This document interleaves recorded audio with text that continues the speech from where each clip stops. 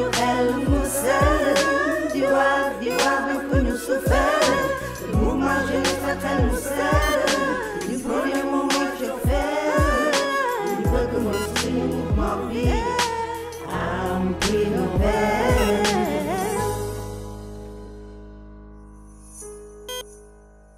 Yes, asalaamaaleykum encore une fois di leen nuyu kenn ku nekk sa tur ak sa sant di wax ni Serigne Général Kheuch aka Xel mu Sell alias Serigne Ndar jaraafu dëkk bi bii di seen première rubrique bi ñu génne ci weeru koor bi nga xam ne ngi tudd jeune et jeune bu ñu nee jeune égal jeune sauf jeune bi dafa xaw a différent ak bee ndax bee si U bi dafa am chapeau maanaam jeune bi mooy la jeunesse jeune bële mooy woor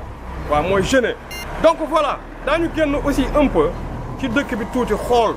jeunes yi nan la ñuy wooree parce que weeru koor Jacques sama jarbaat bi si ginnaaw sama caméraman stagiaire bi est-ce que tàmbaliwul sax woor démb donc voilà am na jiixi jaaxa démb la tey la mais nañ jàpp ni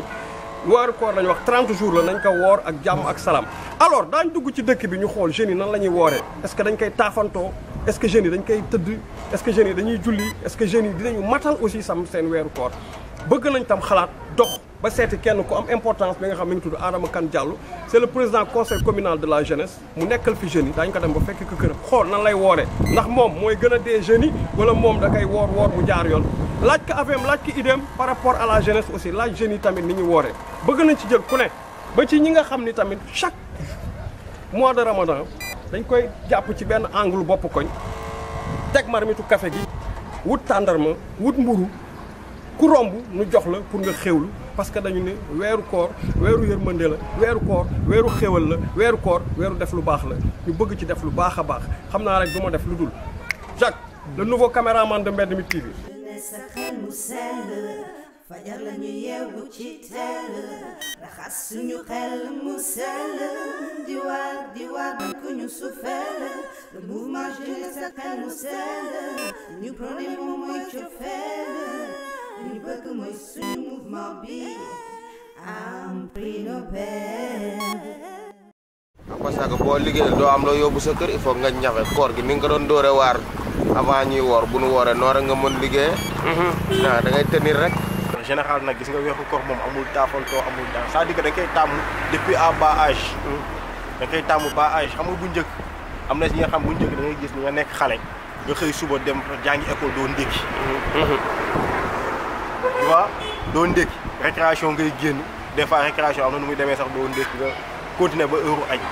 comprendre nga est-ce que. yooyu noonu âge yooyu noonu ngay tàmm moom ngay màggaale quoi jikko yooyu noonu moom ngay tàmm moom ngay màggaale te yooyu noonu booy xool sax sa waa gaale sa bi la koy bëgg tàmmal bu ñu comprendre rek dëgg nan naan la demal ba nga wàcc nga ñëw nga ndékki. daa fekk ndékki. xam nga tey yaa ngi wàcc liggéey da ngay dem kër ga liggéeyaat bu la neexoon weeru koor nga laaj congé mais lan moo tax defoo loolu. non day metti parce que woor tamit xam nga xiif la affaire yooyu nga am benn occupation sax au moins mu occupé sa moitié journée le soir boo wàccee au moins sa lices nga gérer ko ak dugg si waañ beeg affaire pour man woor tëdd di nelaw da lay gën sonal que woor jóg dem di defi activité ñoom li ñu yaakaar c'est le contraire tëdd bi nelaw bi moo lay gën sonal sax que nga jóg ne nekk si activité non franchement loolu baaxul quoi ni ka yàlla fekk yaa ngi wér di sant yàlla quoi am war nga julli di jaamu yàlla di woor koor bi comme ni ko suñu borom santaane quoi te liggéey bu si ci la bokk quoi ci la bokk foo nga waar boo waaree xam nga yàlla dina si fekk si quoi mais bu bëggee tëdd jaaxaan quoi day xaw a métti quoi ñun daal ñu ngi ci waar bi. yéen fu ngeen jógee ban dëkk. ñu ngi jógee côté Fouta quoi. côté Fouta ñëw ba fii di waar si. alors damay faral dégg ñu naan góoru Ndar bëgg lu yomb dëgg la du dëgg. noonu la fa demee dañu la tagal ni noonu la fa demee bëri Ndar dañoo bëgg lu yomb trop duñu nangoo liggéey boo xoolee ñu fi liggéey yëpp kenn dëkkul fii ci Ndar dañ fi ñëw quoi ñu fiy waar dëkkuñ fii de. boo gisee jeune boo xam ni bëggul liggéey bëggul def dara weeru koor day tëdd ak di yeewu loo koy wax. non kooku moom mooy loolu boppam rek lay nax quoi nit ku ne boo jógee war ngaa waar quoi xam nga xam ni mooy loolu waar rek mooy doomu aadama doomu aadama mënoo def leneen lu dul waar liggéey ñun liggéey moo ñu ñor. yaa ngi dégg. waaw weeru koor pas weeru koor yëpp dañuy waar yi rek. da ngeen koy waar. jeunesse sa xel mu sell fajar la ñu yeewu ci teel raxas suñu xel mu sell di waar bañ ko ñu suufeel le mouvement jeunesse sa xel mu sell ñu problème moom mooy cofeel ñu bëgg mooy suñu mouvement bi am prix Nobel. jeunes yi nga xam ne bëgguñu liggéey bëgguñu dara. non kooku ñoom après duñu mën a gis conséquences yi léegi si kanam lañ koy gis xam boo nekkee ndaw nanguwul liggéey boo màggee da ngay sonn. yéen boo nekkee ndaw boo nanguwul liggéey boo màggee doo sonn. parce que say njaboot bu ñu ñëwee daa xam ni ñu liggéeyee. boo nekkee ndaw nanguwul liggéey say njaboot ñëwee bu ñu liggéey sañoo jël yar dóor leen waa wante. mais boo nekkee ndaw liggéey sa jàmm la boo ñàkk moom fii Sénégal ku ne xam na ni mooy loolu réew mi neexul. dañuy taqale rek taqale bi moo fi am boo taqalee nag loo fi am yaay borom ñàkk jëriñu la gars yi. ñàkk jëriñu. rythme la bi nga xam te ne dañ ko war a màggaale quoi. donc xam nga am na si ñoo xam ne nag dañuy am xëy na peut-être ngant. xam nga ni dañu feebar wala am du leen jot mais en tout cas xewal bi si nekk moom. boo ko c'est-à-dire que benn fan bu la si rëcc rek. yow da lay metti déjà bu fekkee woorkat nga. nga xaw am benn ngant maanaam sa bëñ di metti. nga war a jël say garab. wala nga am biir buy metti wala nga war a jël say garab te wooroo ko dalay metti quoi déjà yow. bu fekkee woorkat nga parce que jàpp nga ni li ñu la raw bëri na quoi metti na bu doon sa sago da ngay ànd ak ñoom woo ko mais da ngay jéem a def tout boo amee jom dëgg da nga naan waaw voilà ne gars yi xam nga. matal koor gi quoi ba lu ma si fekk jël gaawul. bëñ bi su ma ndogoo ma faj. su ma dogagul ma bàyyi ko mu continuer metti. waaw mais de toute façon. nit ñi moom en tout cas ni gën a góorgóorlu xamali wala xale yu ndaw yi aussi ñu teel leen jël. teel leen jàngal quoi li nga xam te ni nii moom bu ñu màggee duñu sonn quoi. parce que booy xool lu bëri ñi nga xam te ne nii aussi ay magum jëm lañu ay responsable lañu mais mënuñu woor c'est parce que dañ ko tàmmul. xam nga dañ ni nawet. da ngay bay noor da ngay liggéey. kon koor gi ak budul koor ñoo bokk yam. soit da nga koy miin loo tàmm rek jeex na. xam nga tey boo tàmmul liggéey noor. liggéey koor gi da ngay teel a jóg. boo teelee jóg avant naaj bi tàng yow sa genn wàll liggéey da nga ko wàññi. yaa ngi dégg amatul wàcc. 2 heures bi da ngay tekki tuuti noppalu puusaat ba takkusaan pile nga wàcc dem cóola sa matériel nopp sa bopp. mais bu dul koor gi xoolal heure bi ngay xëy 7 heures ngay xëy rek presque boo xoolee yaa ngi wàcc timis te am na nu muy demee sax da ngay brûlé ba géej mais différence bi yëpp loolu la seet loo tàmm la rek. am na li ñuy liggéey nii dañ koy tàmm fu mel ni tey nga ni nga ma fekkee nii ma yeb béton yore sama charrette bi da nga naan métti na mais man dama naan mool bi si géej gi moom métti na si moom dara yombul. dara yombul.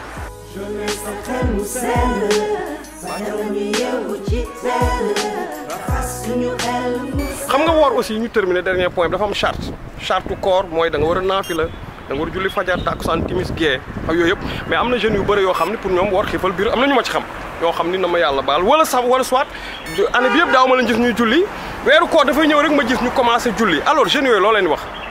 waaw xanaa ñu bañ koy yemale ci weeru koor rek su weeru koor bu jeexee tamit continuer parce que weeru koor tàggat rek la pour wan ni lii mooy diine bi lii mooy fii lañ war teg suñu temps comme ça bu koor bi jeexee nga war a continuer def loolu julli bi waxtu walu la raw ngay sellalee koor bi chaque instant nga waxtu bu jotee nga jàpp julli noonu nga koy continuer bu koor bi jeexee. tey ndogu bi lan la dama bëgg xaaraan si. ndogu bi comme premier jour la ceebu jën rek la ñuy def. mais ma yaakaar juumule démb doon premier jour de. ñun nag démb la ñu. pare ngeen pour fay bor. mais atte bor fay lañ wax de. waaw incha allah dinañ fay. ceebu jën ah. ceebu jën maa ngi ñëw aywa jërëjëf.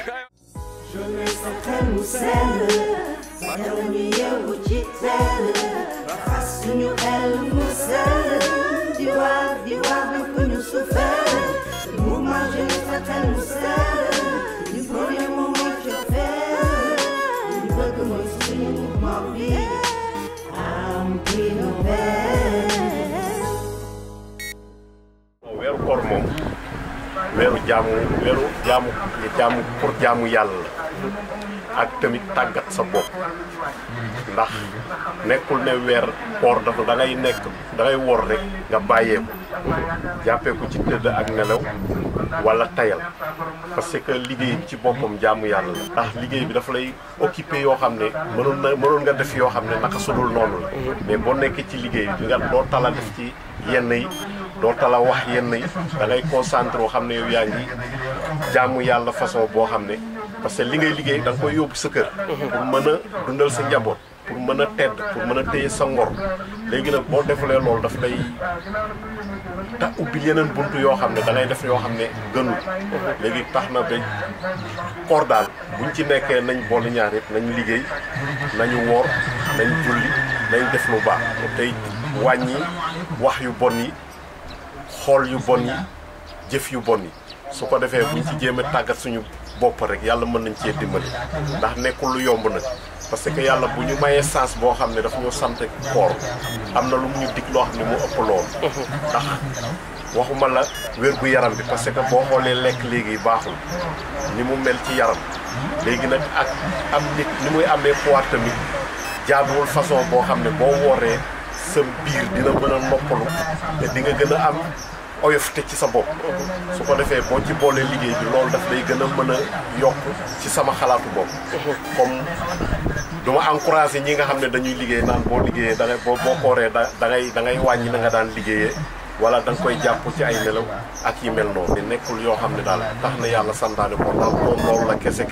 day naan jël leen vacances yi de bu kenn liggéey ndax koo weer wi dañ koy woor na ku nekk toog këram boo wooree ngay tëdd di nelaw wala yu mel noonu mais bu fekkente ne daf ñu ko santa ba pare waxuñ ne leen maanaam dem leen vacances yi kon liggéey bi daf cee bokk man daal jàpp naa ne yooyu daal nekk na yoo xam ne lu ñu war a gën a mën a tàggatee suñu bopp la daal bu njëkk ba dañ daan toog ci biir kër nga toog nekk ci sa kanamu yaay ak sa kanamu pap ñu defal la éducation de base lépp loo xam ne baaxul ci yow ci sa ëllëg nga màggal parce que xale dafa nekk loo xam ne lu mu xase jàpp rek loolu daf koy màggaale nga jéem a récupérer loolu ba mu dellu si bu demee ba commencé am juróom-ñaari at parce que ba ñuy naan jàngal leen xale yi defe naa ñiy jàngal wàllu diine dañuy naan juróom-ñaari at na ko commencé di def bu bañee na nga dóor léegi na nga yóbbu ko pour muy dem di jàngi di ñëw ci sa pekk nga koy jéem a wan naka dañuy jullee nga koy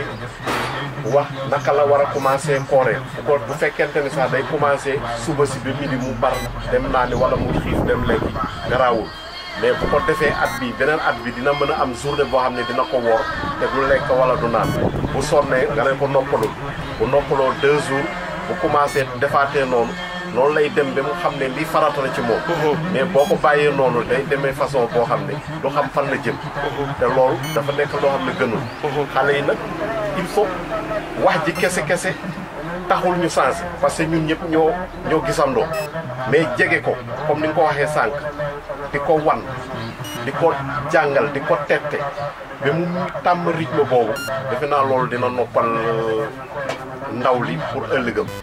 ci sama xalaat bu gàtt. jeunesse sa xel mu sell fajar la ñu yeewu ci teel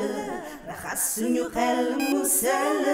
di waar bañ ko ñu suufeel le mouvement jeunesse sa xel mu sell ñu prôné moom mooy cofeel ñu bëgg mooy suñu mouvement bi am prix Nobel. Merci beaucoup Cheikh si invitation bi ma defal si Mbedd TV yaa ngi si liggéey bu am solo parce que maa ngi lay suivre bu baax a baax yu nuyu ñi nga àndal di ziar mbokk waa Ndar yëpp ak waa Sénégal yëpp ni déwénati si koor gi nu dugg yàlla na si dugg bisimilahi rahmaani rahim génn si alhamdulilah rabbil alamin yàlla nangul suñu koor nangul suñu jaamu yàlla di jaale waa Sénégal Cheikh Béthio Thioune di génn àdduna tey yal na ko yàlla yërëm yal na ko yàlla xare àjjana yal na suuf sedd si kaw question bi dinaa si tontu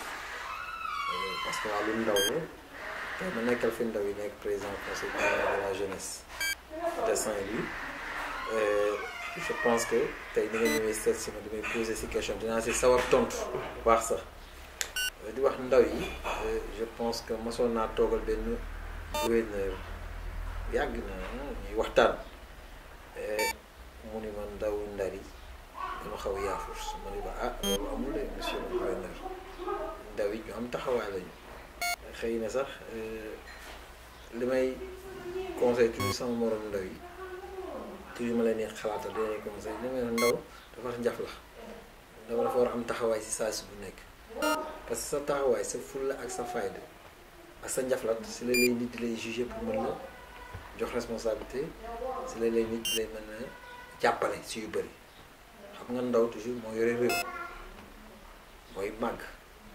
te nit bu fekkee ni danga nekk si réew nekk si àdduna da nga si war a am taxawaay fulla ak fayda même bu nekkee weeru koor parce que weeru koor soo wooree sax toog si biir kër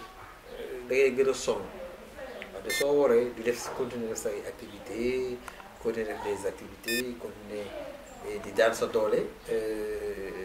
defe naa ni sax koor bi doo ko yëg te jaamu yàlla foofu la gëni comprendre nga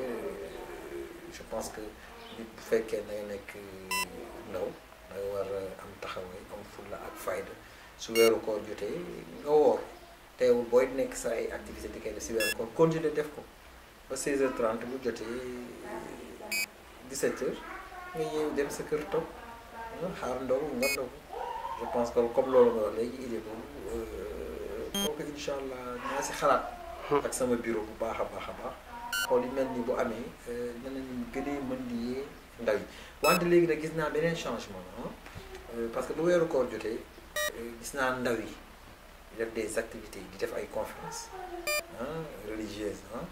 di def ay ndaw di koy organiser seen ay quartiers di jox ñi néew yi doole wañ dans les hôpitaux dans les prisons di jox ñooñu ndaw je pense que loolu commencé na bëri ndar te ndaw yi ñoo ëpp ñu koy def man actuellement li ma jot si ay lettres rek kenn xamul mu toll si weeru koor bi te ñuy def activité yëpp ay ndaw lañu je pense que kooku ñu ngi leen tamit encouragé si domaine bi mel noonu. comme ni nga waxee tout à l'heure maa ngi jël un jeune c'est des cordonniers de Fouta ñu naan ma les jeunes de Saint-Louis sont feignants kon mi ngi rejoindre le gouverneur li mu la waxoon et bu fekkee loolu ça devient répétitif on le répète jeune Ndar bëgguñu dara dañu feignant dañu bëgg solu dañu bëgg toilette dañu bëgg lu yomb des trucs comme ça est-ce que yow laaj que du ngeen xaw a faillir un peu votre mission mooy mission bi ngeen jël à l'endroit de la jeunesse. waaw Cheikh. question boobu dinaa sa waxtaan ça veut dire que le kilifa boobu mosoon ma wax ak loolu ñuy wax ko mais amoon na léegi ñu commencé di dañ man bu ma nekkee président conseil communal am na ñaari at sama mission moo doon waxtaan ak jeunes yi yu gën a am taxawaay gën a gëm seen bopp gën a am fulla ak fayda gën di def des activités moo tax tey conseil communal de la jeunesse li ñu jot a def si ay formation si wàllu ndaw kenn xamul mu toog te formation boobu da lay jàngal les jeunes dafa war a am taxawaay dafa war a am fulla war bëgg lu yomb comprendre nga te tey jii man bëri naa si bu yàlla defee formation bi pare taxawaay bi may am bay jël parole di wax dama leen di conseil yéen fonk leen seen religion bi ngeen bokk muy religion diine bi muy religion diine l'islam ba fonk leen ko te religion li mu bëgg mooy boo si nekkee nga nangu liggéey te boo bëggee liggéey am xaalis bëgg tekki na ay saa ye morom da ngay teel a jóg yëngatu am fulla am fayda kon bañ a xeeb benn liggéey à chaque fois bu ma jëlee parole si formation parce que li ñu formé si ay ndaw ñu conseil communal de la jeunesse ëpp na 600 ndaw 600 ndaw yi fu ñu amee occasion man da lay jël parole conseil leen sonjul mais li gën a am solo fonk leen seen ay waajur respecté leen seen ay morom doomu aadama fonk leen diine bi ngeen bokk muy diine chrétienne muy diine l'islam te diine l'islam boo si bokkee ak diine chrétienne yow ndaw bi da ngay am fula da ngay jaflax da ngay am taxawaay da ngay jàng da ngay am xam-xam te loolu pour nga ëllëg nga mën ko matérialiser pour nga mën ko gérer nga mën si tekki loolu boo tëddee dina la du la ko may moo tax man à chaque fois même bu conseil communal de la jeunesse jeune bu ko gis damay toog di waxtaan ak ñoom leen taxaw leen gëm leen jóg leen bàyyi leen nelaw yi bàyyi leen toog mbedd yi amul solo dem leen di liggéey ji mais l'essentiel li am solo mooy ndaw ndar yi ñu ngi yeewu si loolu ba ndaw yu bëri ñuy commencé réveillé wu di toog di gëm ni ñoom li leen mën a may yére bu rafet wala soxna wala kër wala lu baax liggéey moo la ko mën a may te ëllëg ñoom ñoo yore réew mi te foog ñu teel a jóg pour mën a am loolu ëllëg. waaw alors président juste 2 dernières questions avant ñuy pare parce que ñu ngi war a dem ci mission bi gis nga tey ñun dañuy jàngale toujours ba ñu yeewoo ba léegi ñu ngi ci mission bu ñu jógee fii ñu ngi fay ñu jógee fay ñu ngi fële ndaw itam dañ tàmm loolu. alors benn question bi mooy tey actuellement wax nga ko léegi que jeunes yu bëre ñu ngi ñëw di daw si di leen demander par rapport ak seen activité yi ñu ngi def ci weeru koor parce que actualité oblige on est dans le mois béni de Ramadan ñu ngi bëgg tey pour def des actions nobles des actions sociales def dans chaque coin de rue boo rombee di nga gis ñu teg marmitu café dontin souvent damay wax benn affaire ni war nañ ci bàyyi xel mooy ki bëgg di def bu fekkee day laajaat ci population bi pour di ko joxaat foofu dootul social mais jaay la tu t'imagines nga passer dans un coin de rue où un jeune tàllal la këll bi nga jox ko 100 francs mu jox la taasu café kon man dama jàpp dafa ko jaay est-ce que laajul tamit mu am une forme d'accompagnement au niveau de votre structure vous voulez trouver soit un budget ou une aide qui pourra leur permettre de financer leurs activités sans pour autant demander les gens qui sont dans les rues parce que souvent damay gis sax nit romb ak kersaam man damay romb yoruma dërëm ñu tàllal ma këll bi kersa jàpp ma amul lu ma def bu boobaa damay wëri koñ doot ma fa jaar c'est là que vous les accompagnez un peu par un budget ou vous n'avez pas encore ce budget. waaw li nga wax c'est vrai xam nga dama poser question te man toujours à chaque fois su may waxanteeg les jeunes la population da leen jox langage de vérité langage bu dëgg. foog ñu xam conseil communal de la jeunesse amuñu budget amuñu caisse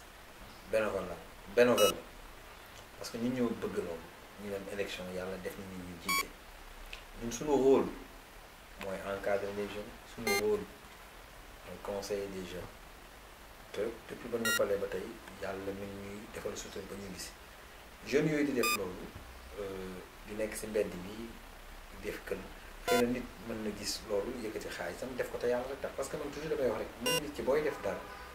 bu ko def ngir dara bu ko def ngir lii ngay defar rek te yàlla rek tax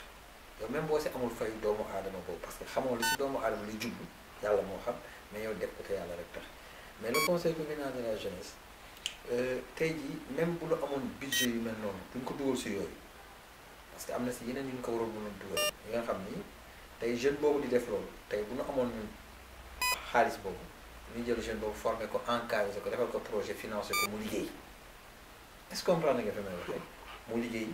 pour mën loolu muy dem liggéey wuti feneen moom mu defal ko boppam def ko yàlla rek tax am na ay ndaw yuy jël seen xaalis def seen ndogu bopp def wut ndogu dem dimbale ko ay nit te yàlla rek tax est-ce que comprendre nga fi may waxee ça veut dire que l'essentiel weeru koor bu bëri ay ngëneel nit ki lépp looy def si weeru koor yàlla xam na ni nekk si xol yi xam na ni nekk si yéene bi je pense que tey jii am na les jeunes yoo xam ne ñuy def ay ndaw dañuy gisante ak des personnes ressources yu dëkk seen koñ yaa ngi dégg ñoom ñu jàppale leen ñi may leen tàndarama ñi may leen xaalis ñi may leen sucre ñu defal café defal lait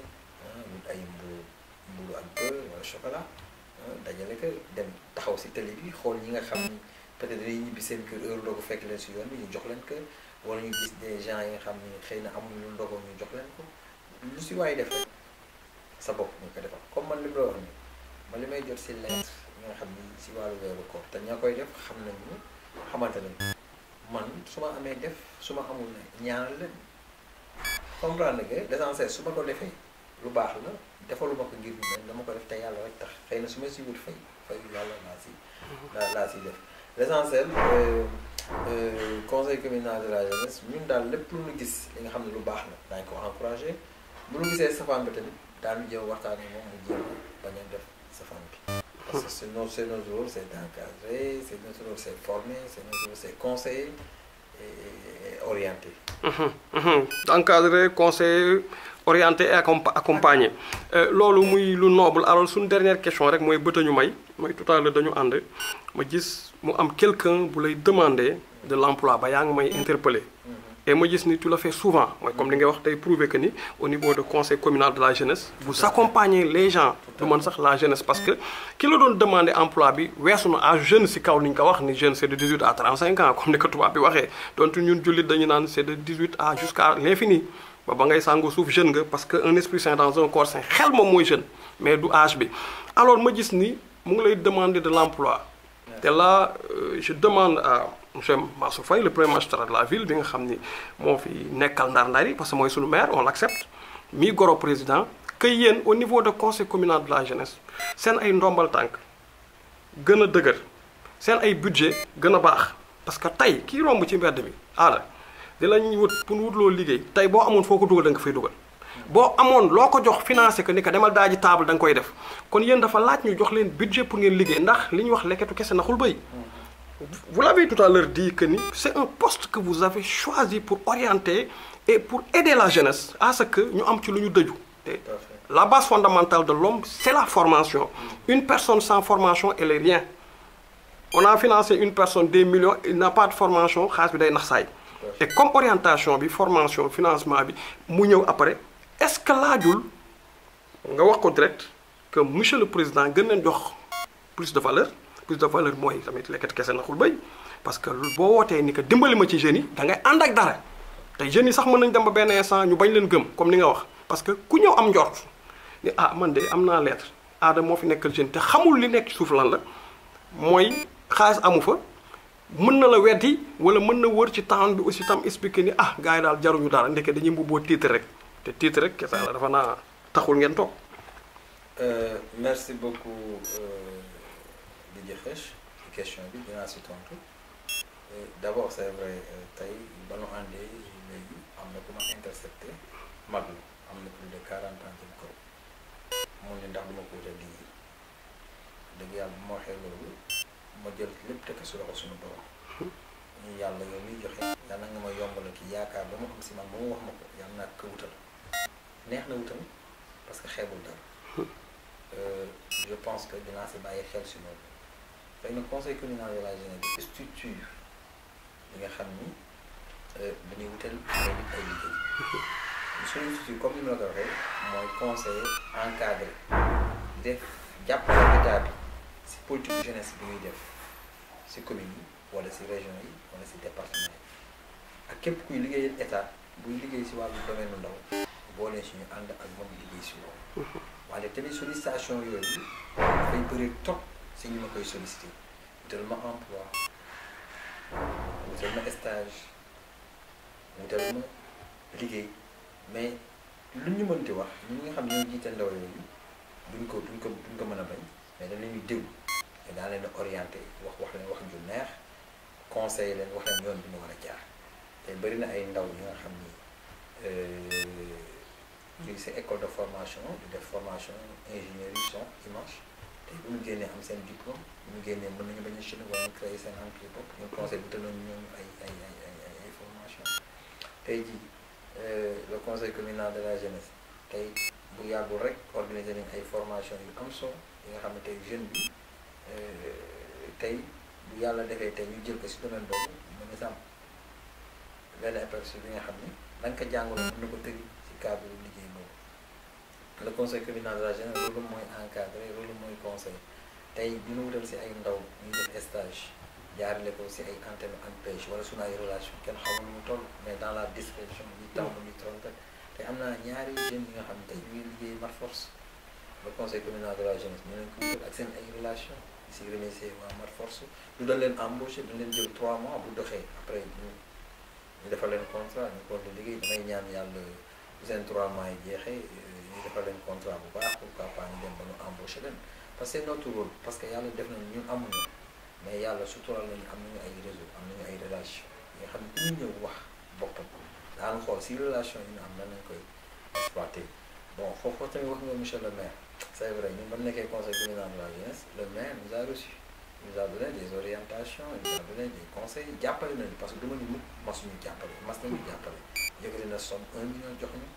yëkkati carburant chaque fin du mois mu jox ñu carburant yëkkati oto jox ñu comprendre que temps yi gis ngeen maire bi mu ngi recevoir des jeunes qui sont dans la commune de Saint-Louis man en tant que conseil de la jeunesse ñun teew nañu si jataay yu bëri 9 jataay yi teew nañu si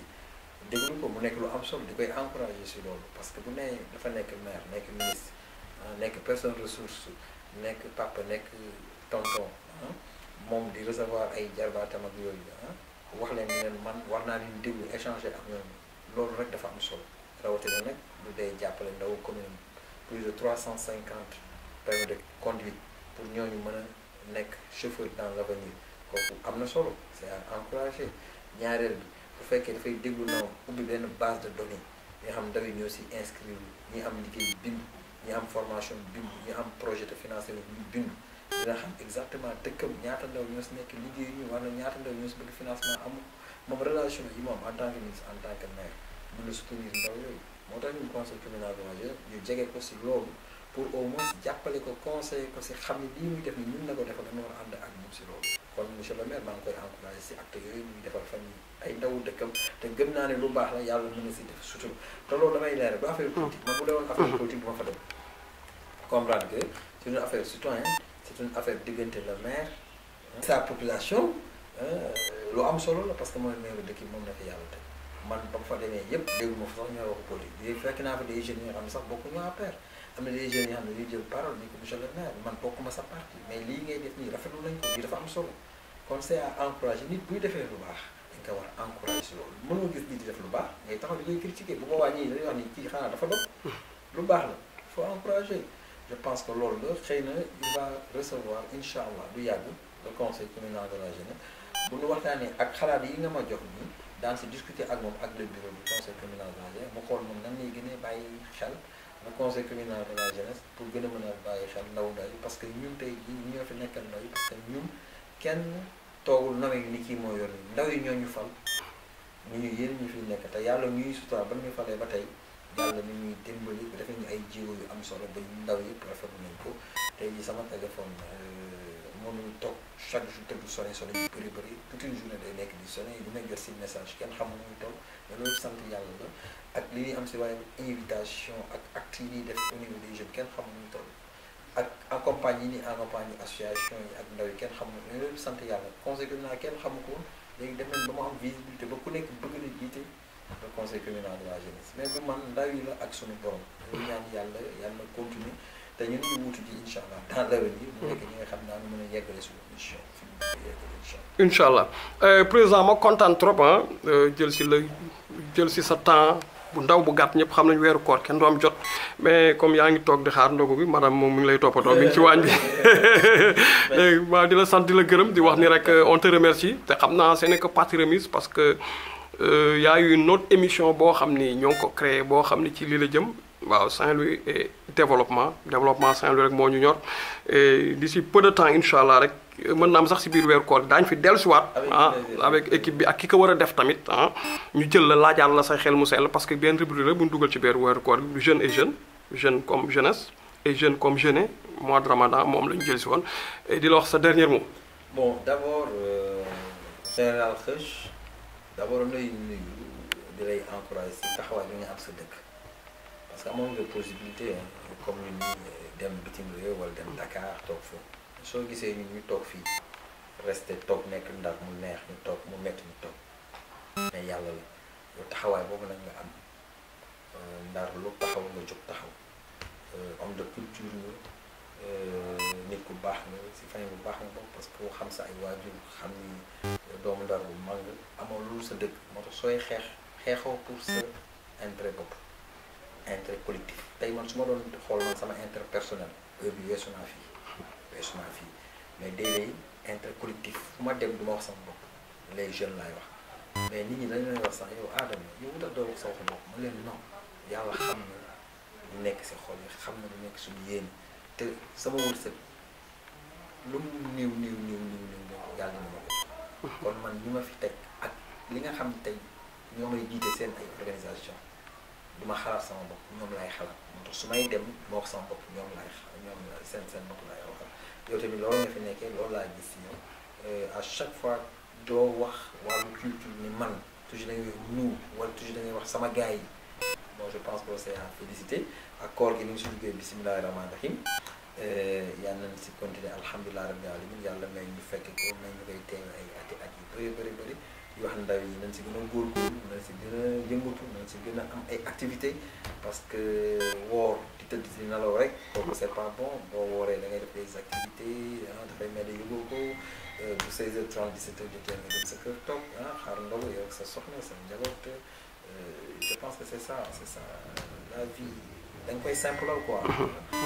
di lay remercier bu baax a baax di nuyul ma toute la famille